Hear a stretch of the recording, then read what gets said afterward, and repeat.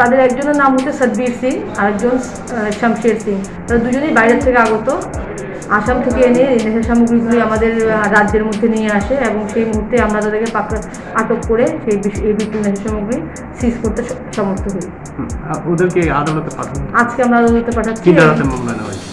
হ্যাঁ, কি ধারাতে মামলা নিয়েছে? এটা আমরা এনডিপিএস ধারাতে আমরা মামলা নিয়েছি এবং তাদেরকে 5 দিনের পুলিশ রিমান্ডে আনার জন্য আমরা পরিকল্পনা নিয়েছি, যাতে আমরা তদন্ত কার্যে পরবর্তী সময় এগোতে পারি।